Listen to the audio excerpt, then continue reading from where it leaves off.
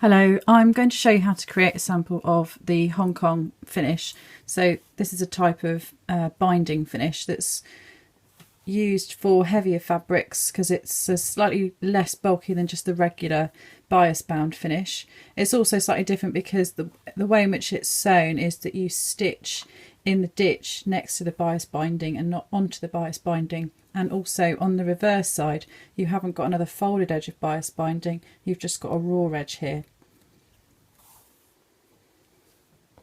I'm going to begin with my fabric right sides together. So I've got the right sides of the fabric together, and then I'll just sew myself a seam of 1.5 centimetre seam allowance, so a standard seam.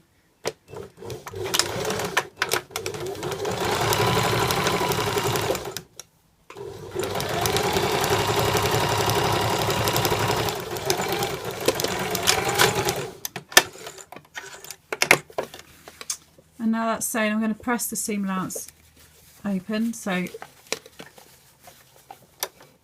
opening up those edges and pressing that flat, and then I'll be ready to do the binding. Now that I've made my seam and I've pressed it open, I'm ready to apply the bias binding and create the Hong Kong finish. So I'm using some shop bought bias binding that's about 12mm wide. So I'm going to open out the fold of the bias binding on one side, and then I'm applying it to the right side of the seam allowance here and matching the raw edges together, and I'm going to pin that in place.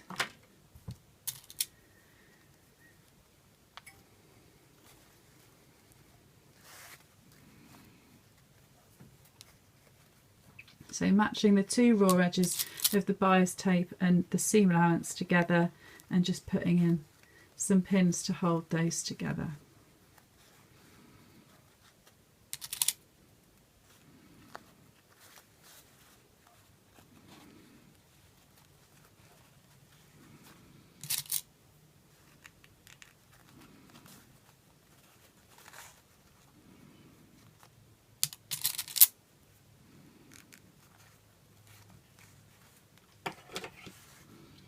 Just cut off that little bit that's just slightly too long.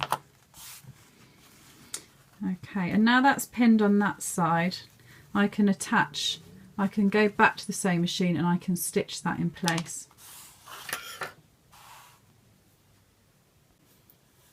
I'm going to stitch the bias binding on, stitching in the groove here, the folded groove of the bias binding. So I'm going to do that by eye and just try and follow that groove as best as I can.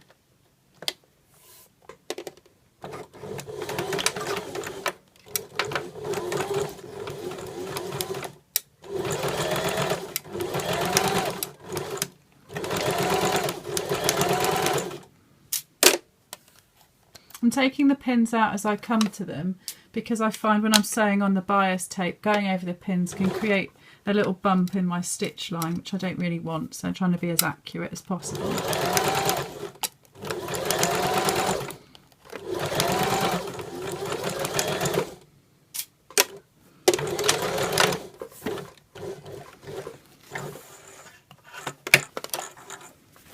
So that's stitched in place in that groove all the way along, and then I can just do exactly the same on the other seam allowance. So I can apply the other bias binding to this side, pinning it in place, opening out that fold to begin with, matching it to that edge, I can pin it in place, and then I can stitch this side as well. The bias binding's now been applied to both sides of the seam allowance, so I've stitched it from the top side there in the groove of the bias binding, and the next step is to turn that over, and then I want to press the seam allowance towards the bias binding and then open out the other fold and completely unfold that and press that flat all the way along.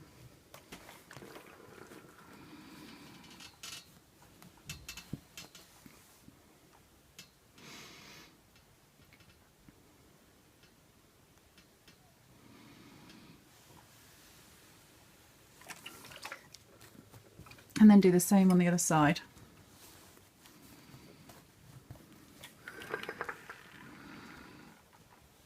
So pressing the seam allowance towards the binding and then opening out the fold and pressing the binding completely flat.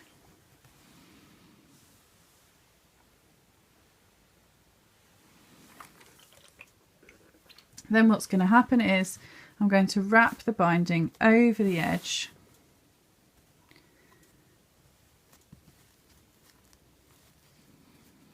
and then press that in place.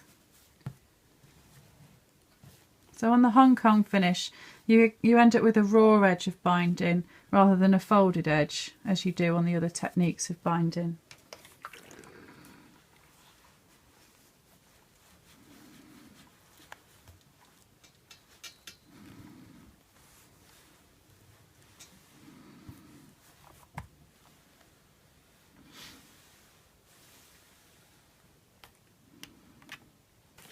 And then do the same on the other side.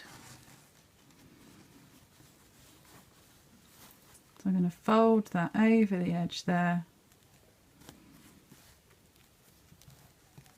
and then press that flat all the way along. And then I'll have a look from the right side. Just want to make sure that I've got the same amount of binding showing.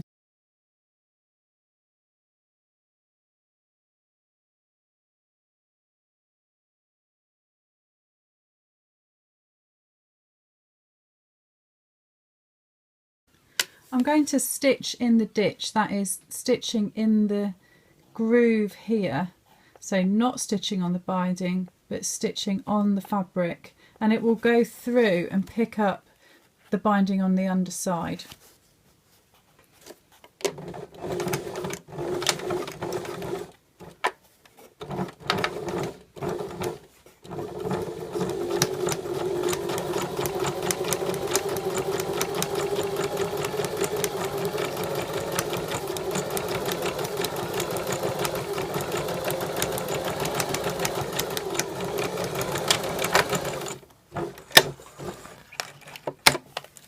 So I've used a dark colour here, so it's really obvious where it's gone a little bit wrong. So I could have tried to get my stitching here much closer towards the fabric, towards the bias binding. But here you can see that's much better in that section. So there is a way in which you can use a stitch in the ditch foot, or you can use a blind hem foot, which has a little guide on it to help you stitch in the right place. So I'll just show you how that's done and try again on the second side to see if I can improve the stitches. So this is my blind hem foot, and it's got this bit that unscrews and moves across to one side or back to the other side. Sometimes they look slightly different and there's an attachment at the bottom of it as well, but this bit acts as a guide to where I need to stitch. I've got my blind hem foot in position and I've got this guide here which is in line with where the binding is, and I need to position my needle so that if this is in line with where the binding is, the needle's going to stitch in exactly the right place. So that is stitching into the fabric, just into the fabric, and missing the edge of the binding. So I've lined that up so that is going to stitch in the right place. So if I follow and keep this plastic edge here in line with the edge here, it will sew in the right place.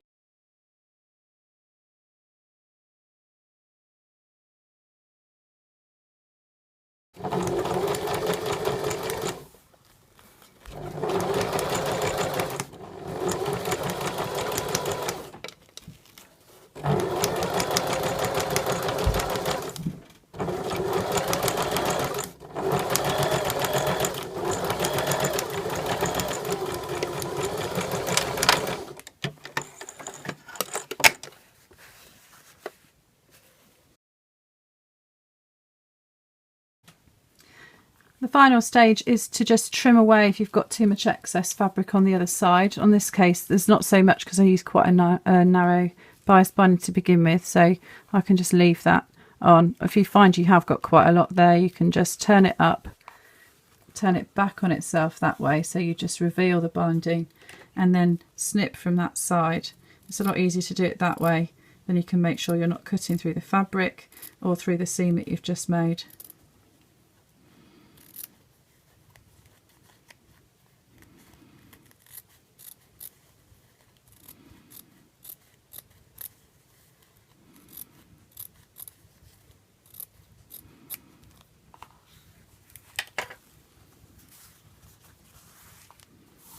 And then to finish it off, I can just pink around the edges with my pinking shears, and then that's ready to go into my file.